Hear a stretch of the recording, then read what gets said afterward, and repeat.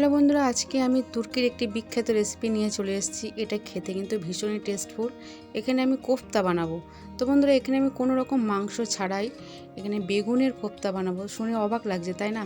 বেগুনের কোফতাটা কিন্তু খেতে ভীষণ টেস্টফুল। একবার অন্তত বাড়িতে ট্রাই করো, দেখবে ছোট বড় সবাই খেয়ে ভীষণ প্রশংসা করবে। তো চলো দেরি না করে রান্নাটা ঝটপট শুরু করা যাক।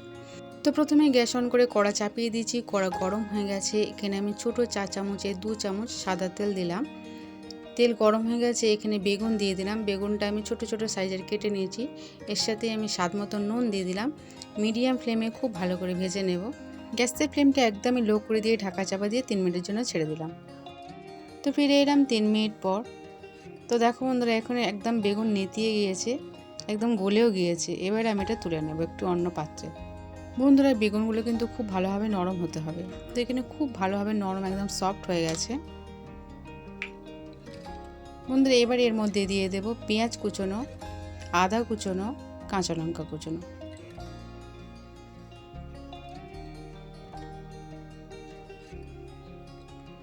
এর সাথেই দিয়ে দেব দেখো গাজর কুচনো, ধনেপাতা কুচনো। তো বন্ধুরা, গাজরগুলো আমি গ্রেটার দিয়ে কেটে নিয়েছি। এবার এর মধ্যে আমি দিয়ে দেব দেখো এখানে পাউরুটির গুঁড়ো। আমি পাউরুটিগুলো খুব ভালোভাবে গুঁড়ো করে নিয়েছি। এবার এর মধ্যে আমি দিয়ে দেব স্বাদ মতো নুন, আর দেব একটা ডিম। ডিমটা দিলে খুব ভালোভাবে মাখা হবে। এখানে কিন্তু আমি এক্সট্রা কোনো রকমের আর জল দেব না। এবার এর মধ্যে দিয়ে দিলাম হাফ চামচ ধনের গুঁড়ো, হাফ চামচ জিরের গুঁড়ো, আর এখানে 1 চামচ কাশ্মীরি লঙ্কার গুঁড়ো, আর হাফ চামচ চাট মশলা। খুব ভালো করে মাখিয়ে নেব যাতে বেগুনের গায়ে সমস্ত মশলা একদম লেগে যায়। তো বন্ধুরা, বেগুনগুলো কোনো রকমই গোটা গোটা ভাব থাকবে না, একদম গলিয়ে দেব। তো দেখো বন্ধুরা, এখানে আমার মাখানো হয়ে গেছে। তো কোফতা ভাজার জন্য আমি গ্যাস অন করে কড়া চাপিয়ে দিয়েছি। কড়া গরম হয়ে গেছে, এখানে সাদা তেল দিয়ে দিলাম। তেলটা আমি খুব ভালো করে গরম করে নেব। তেল যখন গরম হয়ে যাবে তখন গ্যাসের ফ্লেমটা মিডিয়াম করে দেব। তো বন্ধুরা, তোমরা যে কোনো শেপে বানাতে পারো। আমি এখানে এরকমভাবে বানাচ্ছি, এটা খেতে বেশি ভালো লাগবে।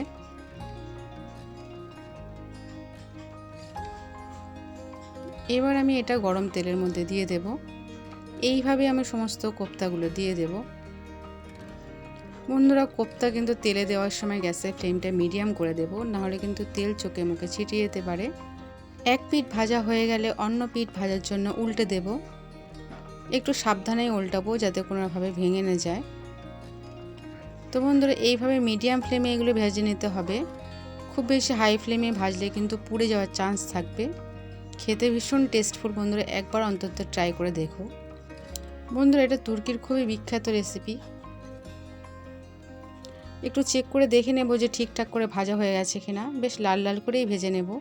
তো এখানে আমার ভাজা হয়ে গেছে। পরিবেশনের জন্য অন্য একটি পাত্রে তুলে নেব। তো আশা করি বন্ধুরা, আমার এই রেসিপিটা তোমাদের খুব ভালো লেগেছে। ভালো লাগলে চ্যানেলটিকে সাবস্ক্রাইব করো, লাইক করো, আর এতক্ষণ দেখার জন্য অসংখ্য ধন্যবাদ। আর হ্যাঁ বন্ধুরা, কমেন্ট করে জানাতে ভুলো না আমার এই রেসিপিটা তোমাদের কেমন লেগেছে।